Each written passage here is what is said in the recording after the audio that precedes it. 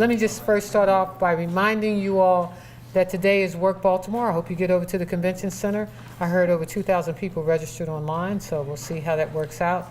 I want you to know that I actually did some mock interviews with some folks because part of this whole Work Baltimore was preparing people to be interviewed.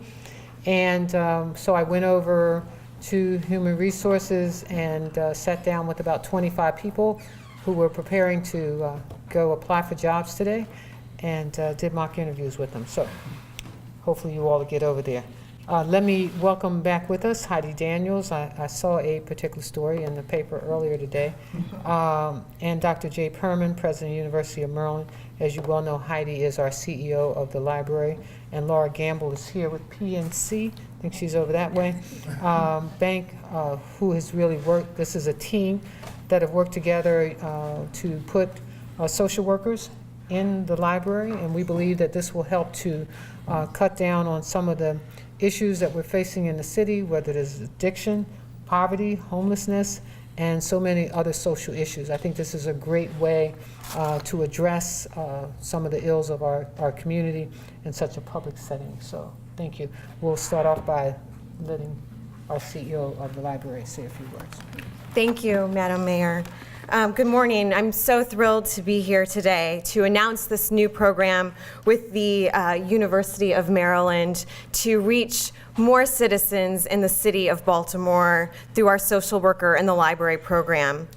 It's thanks to the strong partnership, a grant from the Institute of Museum and Library Science, and the generous support of the PNC Foundation that we're able to bring this program into our libraries. And every single day, in all 21 of our branches and our central library, we see people walking in the doors who need to be connected to vital services.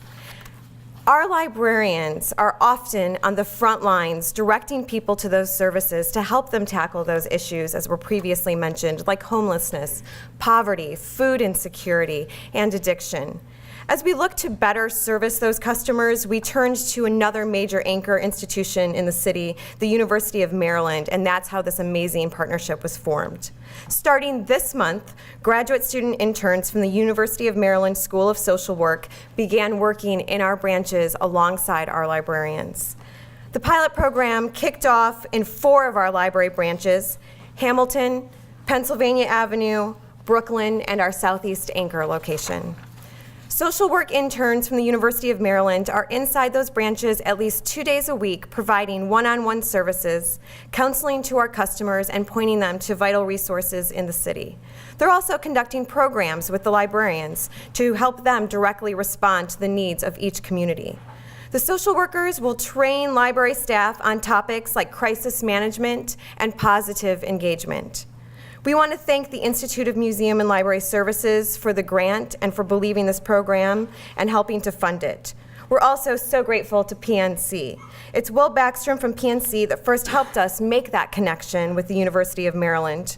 The program we're announcing here today is really a testament to PNC's commitment to improving Baltimore, not only with financial resources, but by connecting partners in ways that are smart and that matter.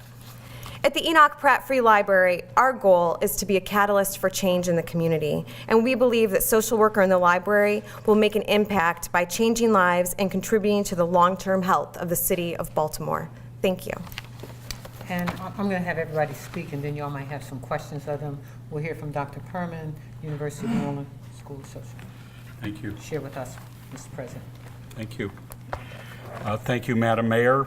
Terrific to be with all of you today. I thank Mayor Pugh and our good friends at Enoch Pratt for their determination to make this partnership a reality. When Ms. Daniel first came to Baltimore as the Pratt's CEO, she said she believes that libraries should be conveners of people. Conveners of people. And that vision is borne out here today, and I am very appreciative of that fact. I need to acknowledge some incredible leaders from the University of Maryland School of Social Work who are standing here with us. Dean Rick Barth, our leader, Dr. Wendy Shaya, director of our Social Work Community Outreach Service, known as SWACOS, along with her colleagues, Lane Victorson and Becky Davis. Our School of Social Work knows how powerful this kind of a model is, where you have students, faculty, and services in the very places where our neighbors, our fellow citizens already are. And that is in schools and clinics and community centers and, yes, libraries. That's our mission in action, to shrink the distance between our university and the people that we serve, to be proactive in identifying those who need resources and interventions, to be fully accessible and present for our neighbors. That's the way we cast a wider net. But it's not just that. This partnership, and I appreciate this, also gives our students, our faculty, the people that are going to serve Baltimore in the future, a chance to provide training to library staff so that they, too, the library staff, our learners, can better meet the needs of clients. And of course, it's essential field training for those very students I mentioned, whose skills are shaped by hands-on experience. So I thank everyone who sees this amazing opportunity for collaborations between two of Baltimore's most vital anchor institutions. Home run for Baltimore. Yes, Thank you. indeed. Let me call on Laura Campbell, PNC, to share a few words with us as well. Thank you, Mayor, and thank you to Dr. Perman and Ms. Daniels. I'm Laura Gamble. I'm the Regional President for PNC in Greater Maryland, and I'm thrilled to be here today. As PNC celebrates our 10th year in the market, these are the types of philanthropic collaborations that we take great joy in bringing about between two really strong anchor institutions here in the city. We know there's a great need for help, and our libraries are often the ones that are right there in the community with their doors open, waiting to help folks. And we like to give these resources to our librarians who do such terrific work and help them out with some additional resources. We really have enjoyed bringing unique collaborations like this to our city, as we have over the last 10 years invested about $30 million philanthropically into our community. These are the types of partnerships we really like to see happen with these great anchor institutions. And we believe that helping our residents with these tools and resources that they need to become self-sufficient is one of the best investments we can make in our community. So it's with great pleasure that we're able to be here today, and I have to thank Will Backstrom, who is our Director of Client Community Relations, because he was so instrumental in bringing this about. So thank you, Mayor, and thank you, Dr. Perman, and thank you, Ms. Daniels.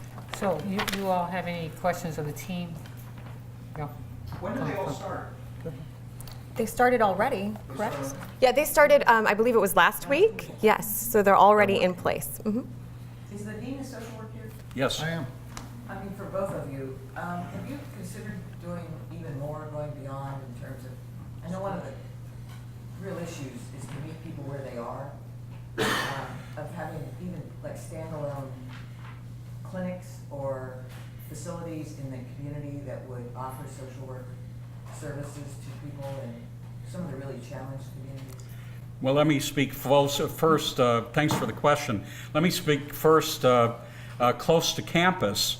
In the last 2 years, we've launched a community engagement center in West Baltimore, and we bring our social work students, faculty, staff to help with a whole variety of programs. Our law school has presence there to help with expungement matters, evictions that people may be threatened with.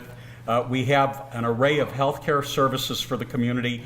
And then beyond the Community Engagement Center, the Dean has led an extraordinary number of putting our expertise on the street. We are now operating 9 community schools, so we're reaching out from the community schools into the neighborhoods. We're working in housing projects. We have a neighborhood fellows program that SWACOS has operated for many years, where we have students and social workers in neighborhoods that don't have any other anchor institution right there or agency to provide services. So we're trying to do exactly that, and we have been for the last 53 years. And the mayor is reminding me that we've got a variety of mental health services in community schools. through the expertise we have on campus. And the police department. And we're helping with the police department. The mayor knows that. We have social workers and students in the Western District offices now. I'm going to stick near her. Yeah, what's furthest to start now? Well, I think we've always been working in this way, and we've had a long relationship with PNC, and Will Backstrom helped to stimulate this, but we're always looking for opportunities for partnerships like this. So it could have happened at any point in time. We're delighted that it's not even a day later than it is, and we hope to be able to expand this in the future and perhaps even bring in some of our other professional partners like nursing. Yeah, I don't want to leave out the leadership of the library either in terms of the grant Right. that you were given, and then on top of that, your leadership and wanting this collaboration. One of the things that we always talk about in our administration is how we collaborate with agencies, with universities. What can we do with each other? How can we push the city forward? And you'll see more and more of that happening throughout the city. I mean, I went into the Baltimore Design School, for example. Not only is University of Maryland has a presence there, Johns Hopkins has a presence there, Micah has a presence there. These are anchor institutions inside of our community, and as Jane was pointing out, what are we all doing and how can we do more? When we see our city facing so many challenges, we need this kind of help, we need this kind of assistance. And so I meet on a regular basis with the university presidents talking about how do we collaborate, what else can we do together. And as a cabinet, we're always having those conversations. I'm having those conversations on a regular basis with the business community as well. So what you see represented here is a collaboration of all three: business community, the universities, and our own agencies as well. Right, and our staff sees the need for this daily in our branches with our customers, and they really identified the possibility and did really thorough research on other models in other cities as well, to see what might work for us, and then combined with the leadership from the city on partnerships and the opportunity to apply for the IMLS grant. Yep. It was time. Yes, funding do you have for the I believe it's a 3-year grant, 2-year grant. Thank you very much. Thank you, everybody. Thank you. Thank you. So you all know I'm really big on youth entrepreneurship. And this summer, as I was going through the various farmers markets, I got a chance to meet a young man. I think he's 9 years old.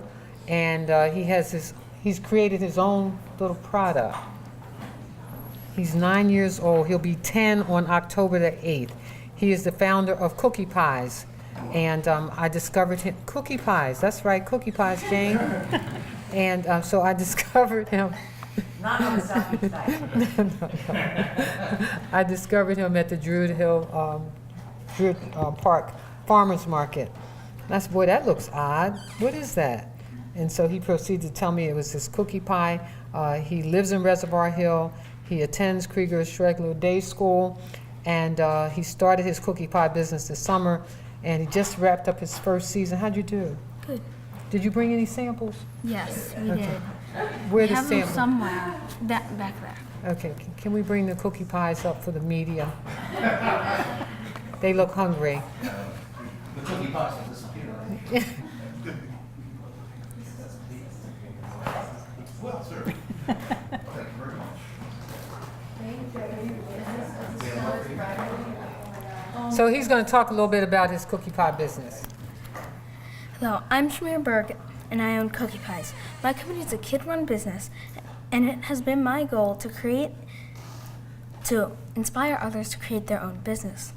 I started Cookie Pies at the beginning of the summer, and it is growing rapidly. My company has given me the ability to make great friendships and learn a lot about how business works. I sell at the Druid Hill Farmers Market. I'm happy and honored to have this opportunity. Thank you. You can also email me at cookiepiesguy@gmail.com. I added that later. Go ahead, they may have some questions. How did you get the idea for this? I mean, I wanted to start a business, and I was thinking about something that I really like doing. And I really like baking and eating them. So I turned that hobby into a business. how old? You're 9 now, you said? 9. How old were you when you started vaping? So I have no idea. Ask him to taste it. Ask him to taste it. What kind of flavors do we have here? Tell him to taste it. That right there, that one close up in Go the ahead, top you can corner. put one, go. This is the one that you have right now. This is the s'mores. Down here is the chocolate mint birthday cake and cookies and cream. Are those your favorite flavors too? Some of them. These are the pictures that my grandmother took, and she's like a big photographer. She loves to take pictures, so. And can you get your name again, please? Shamir, S-H-A-M-I-R, When you Berg, select it, S-H-A-M-I-R, Berg, B-U-R-G. B-U-R-G? Ask him how he tastes. Any other questions? He wants to know if anybody tastes this cookie pie. Camera guys really like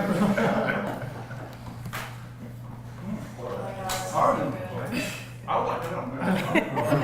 Is the s'more with marshmallow and chocolate?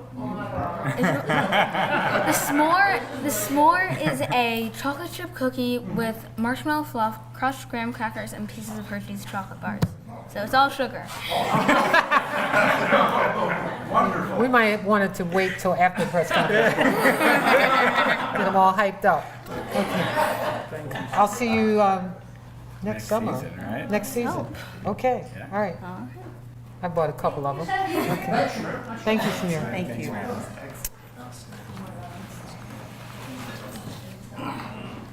See you, Bubby. Okay, one more thing.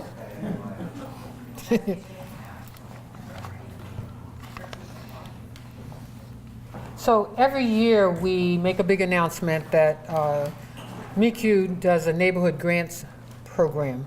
And I thought it was important that we announce it so that people will apply and so that the same folks don't always get the money and that more people get access. And so that's why we're holding this press conference today. But I wanted to introduce and acknowledge Randy Vega. She's our Cultural Affairs Director at the Baltimore Office of Promotion and Arts, and the President and CEO of MICU, Mr. John Hamilton. No, John. And Katrina Jones, who is with the Irvington community. I wanted to announce this because the deadline is coming quickly on October the 9th. I want to highlight the importance of community events and buildings, safe, connected, and innovative. I also want folks to know that these grants are available to almost any community group or organization. Last year, we awarded something like 103 neighborhood associations and community-based nonprofits received grants. This MICU Neighborhood Grant Program is a great program to help bring even more vitality to our communities through special programming. And again, it's available to all the community groups and organizations across the city, and we hope people will apply.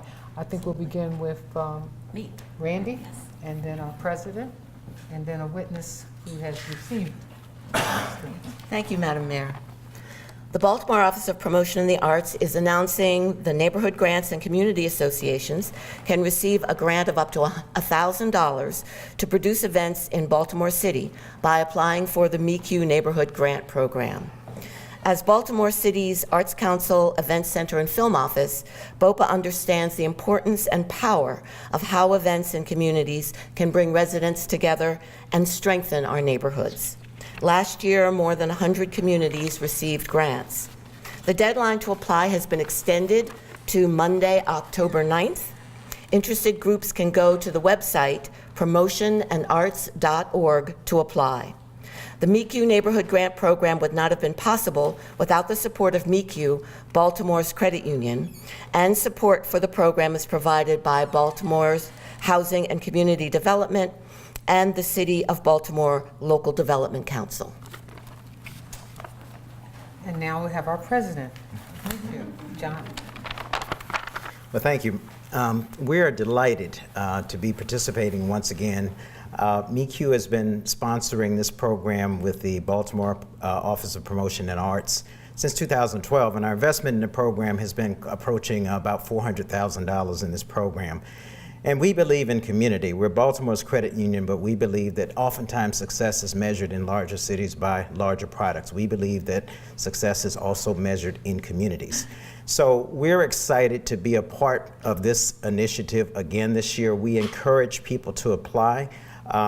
We are Baltimore's credit union, and we want to make sure that we get active community engagement. I've walked around and I've talked to people that have been winners of this, and there's sheer excitement. I had the pleasure of talking to someone who's going to talk to you today about the plans that she's having for her community this year.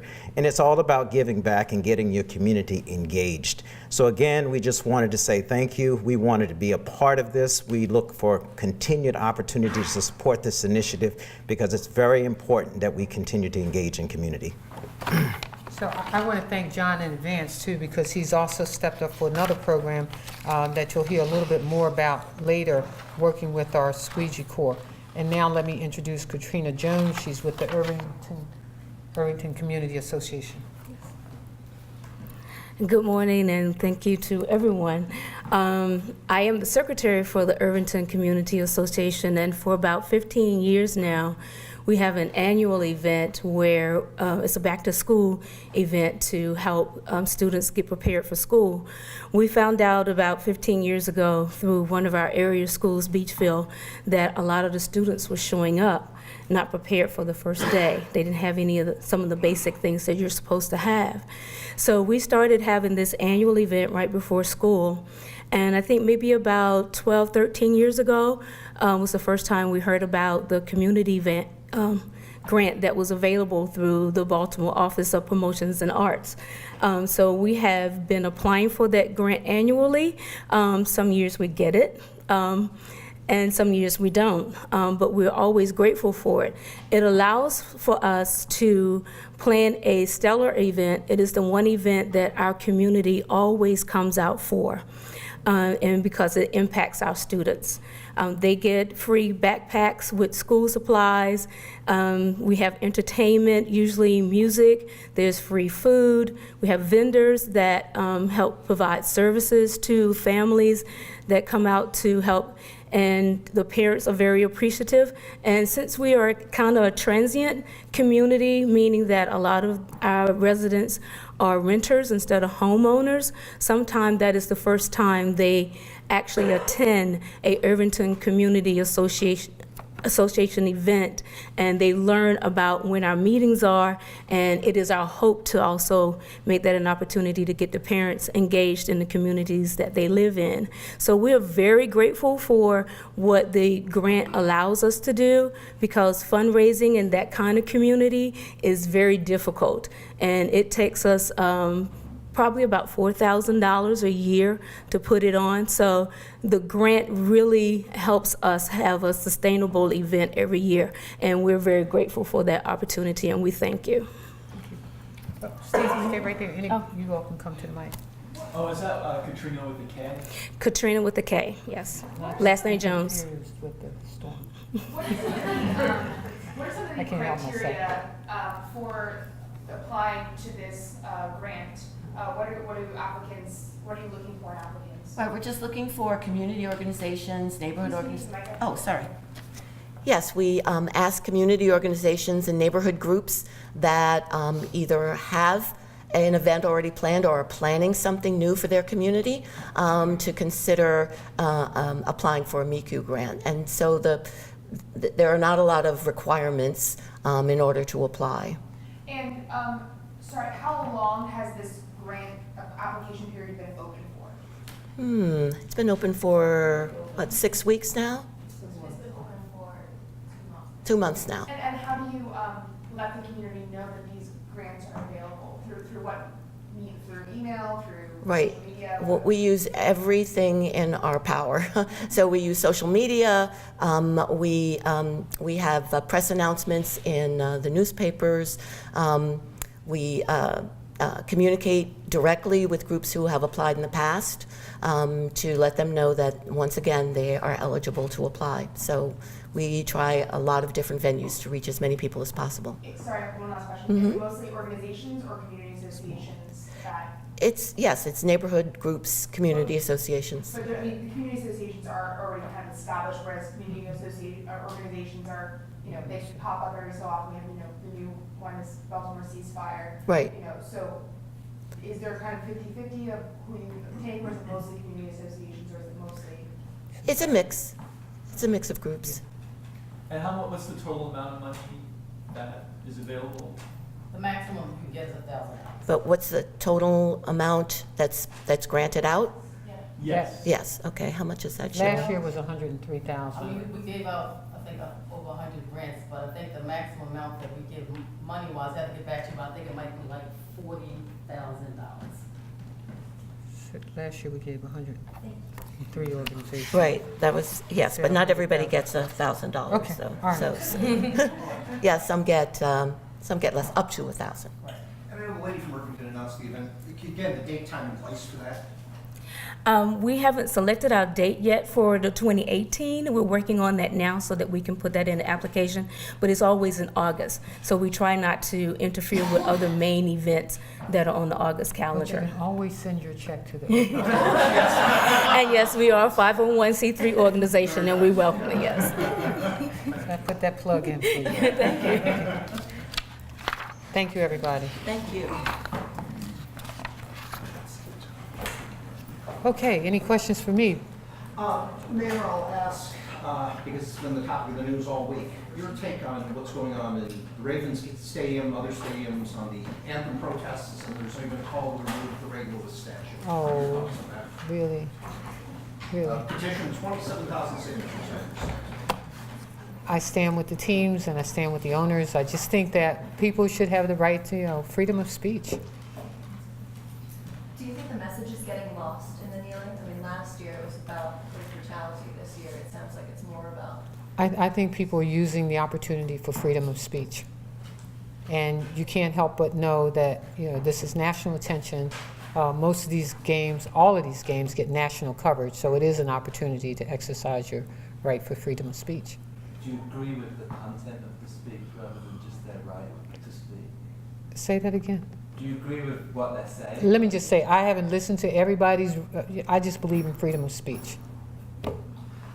On the issue of kind of the youth issue, so on behalf of our education reporter, what's Yes. the status of the plan to provide free tuition Oh, we have a committee that we're working with, and we're looking at all of the particulars around that. Our plan is 2018. The students graduating in 2018 will have free opportunity to attend Baltimore City Community College. We're now putting the parameters around that, which I think will be very few. We're looking at what other cities are doing. New York offers it. There are a couple other cities that are doing it as well. We're meeting with the board. We'll meet with the board as well as with the heads of the institution. Everybody's excited about it. Young people especially, and parents as well. We're moving forward. Is there a cost estimate? Well, let me just say there are currently about 250 some odd students who are at Baltimore City Community College from the high school. Our goal is to try to double that in the next few years in terms of attendance at Baltimore City Community College. And the cost, I believe, is about $3,000 a year at Baltimore City Community College. So, I mean, it's not a lot. And then there's a large percentage of those young people who actually do qualify through the federal for FAFSA, filling out their FAFSA forms. So we're probably talking about at least maybe half of that. We don't really know the particulars. I think it's something like close to 60% or more already qualify. But the problem is that most of them don't know. They don't know that they qualify.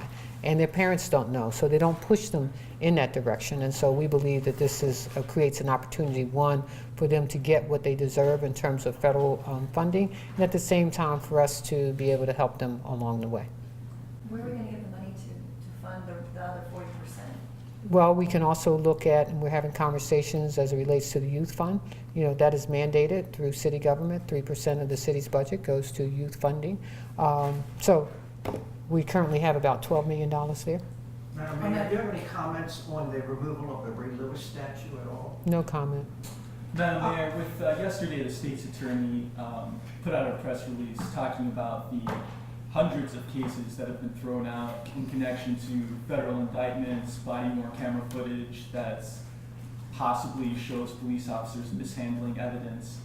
When hundreds of cases get thrown out for issues like these, how does this impact the city's crime fight? How does this impact the trust the community has in police? Well, let me just say, we're almost at the end of the process for the consent decree. And I think one of the things that comes along with the consent decree is proper training of police officers. And so we will see that implemented very shortly. What we're trying to do is instill confidence in the community. We've seen an uptick as it relates to how people interact with the police department. I think we're headed in the right direction. I think that we need to make sure that our officers are really properly trained as it relates to the usage of body cameras, and I think the police commissioner puts it best. This police department is over 200 and something years old, and we've had body cameras now less than, what, a year and a half? I'm not sure. But we've really got to tighten up our training, because we can't afford, with the crime rate that we're currently experiencing, we can't afford to throw out cases, and we don't want to throw out cases. But I'm confident that we're headed in the right direction, and I believe that the consent decree will add to that as well. How much damage has these 8 indicted officers cost to the city? I have no idea. Madam Mayor, I wanted to ask you about Amazon. Where do you stand in crafting the proposal? We're just about ready. We're ready. We're excited. I had a conversation with the president of Goldman Sachs before he invested the $260 million in the Port Covington project. Everybody is hopeful for Baltimore, and we're excited about moving forward. We've gotten from many of our surrounding jurisdictions letters of support. So we're moving forward. You said 2 weeks ago at a press conference that you were trying to set up a phone interview or a phone conversation with someone at Amazon. Has that taken place yet? I've talked to some folks. Who I really wanted to talk to was the president of Goldman Sachs, because we really did need that. So that has taken place. I don't want to unfairly tip the scales towards Baltimore, but if he's listening, hey, this is the best city in America. We're your choice. You can't find a better place. Wait a minute, I'm giving my pitch. You can't find a better place than Baltimore. We've got, you don't have to go through all those zoning. You know, we've got the place, the space. Are you Thumbs up. concerned that there's a bit of cannibalization going on between Prince George's County, Howard County, Baltimore City? That there may not be a united message about, Maryland's not a large state. So, Right. I mean, has there been discussion with the county executive in Howard County, the Sharon Baker? There was a nice opinion piece that was done in the Sun papers, and I did call up the opinion page writer and tell him I thought it was a great opinion piece. Mayor Pugh, today, or tomorrow actually, the Johns Hopkins University is releasing a study about financing Baltimore's venture capital and basically business in Baltimore. And with Amazon trying to come in and with, this report essentially is saying that small business in Baltimore has grown, but it has not returned to where it was at pre-recession, 2008.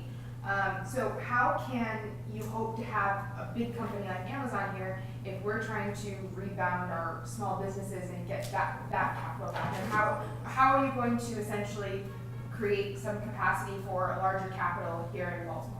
Well, I don't know if you missed the $10 million that both Bloomberg and Goldman Sachs bought to Baltimore just to revitalize and help to expand small business in Baltimore. And we certainly have our own minority business enterprise office. We've got $1 billion in work ourselves right here just for doing infrastructure work in Baltimore that's going to create thousands and thousands of jobs. Right, but the study is looking back.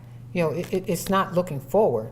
And so I'm talking about how we move the city forward. I think the investment by Bloomberg and Goldman Sachs is about how do you expand and grow business in our city. We realize that we have great opportunities in this city to create. Come from outside of Maryland, correct? Some of those, but our investment. Based in Baltimore. Yeah, they are based in Baltimore. I mean, this is for Baltimore businesses. This isn't for New York business. This is for expanding and growing our own business in our own city.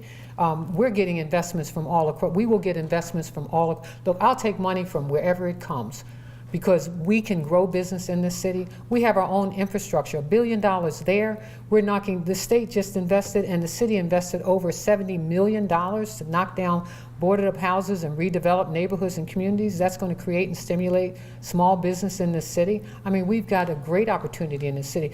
Enterprise Foundation is investing in building new houses in the city, so we're stimulating and growing business probably faster than you think. Will you be looking into this report at all and looking at any of the I tell folks I look at every report, I read everything. I think folks who know me know that I do that quite well. Mayor, back to the Ravens for a minute. I know the city has partnered with the Ravens on a lot of projects, a lot of good community Yep, projects. just invested $1 million in the Renaissance Academy. Yes, indeedy. And I've got a couple more schools that I want to talk to them about and a couple more investments, small business. So I Hey. take it this current controversy doesn't change those things. Oh, absolutely not. How do you think they played on Sunday? Oh my God, I'm just. Ravens, let me talk to the Ravens for a second. Ravens, what happened? Seriously, I had folks who went over to London. I think we'll be better on Sunday. Pittsburgh's here. Next month is the Baltimore Running Festival. Are you training for the marathon? Absolutely, no, not the marathon. Team marathon, which is interesting, Jane. I want you to know, guess who's supposed to be on that team? Who? It's the Anne Arundel County Executive, Really? Well, there you go. the Harford County Executive, Who I know is a runner. So you're not, Yeah. so you're running. and the How do you? The relay. and the Prince George's County Executive. We may, and me. Who's got the anchor leg? Who's going to cross the finish line? I'm going first because I have to kick off the marathon, and I don't know who's going to. We may. Well, I don't know.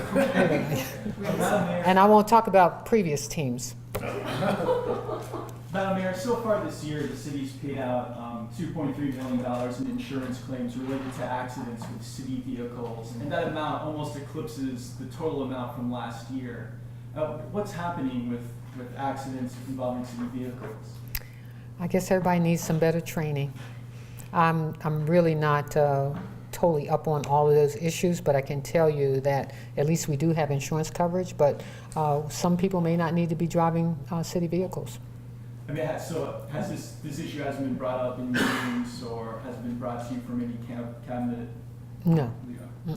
One more question. One last thing, Madam Mayor. Red light cameras, they've been up and running for the last several months now. We've got a new one. We actually just saw it blinking on a green light at the corner of Northern Parkway and Falls Road. Do we know where the money is going in the city budget from the ticket revenue? Road repairs. Road repairs. Yeah, we got enough bumpy streets in this city. Didn't y'all have? You're getting on here today, right? No, Is the plan is that this isn't the end? I mean, there could be. more. absolutely not. Mm-mm. Boston Street. Okay, all right. Do you have a But question? which street was that? Boston Street. We got you. Boston is deadly. Okay, Orleans, I agree. both of them. They're zip through commuter routes. That's the problem, you know?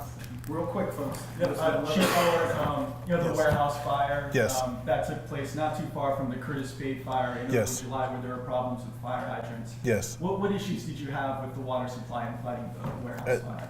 We didn't have a problem with the water supply. The only issue that we had is normally when you hook too many lines to one loop, it lowers the pressure, and that's not unusual.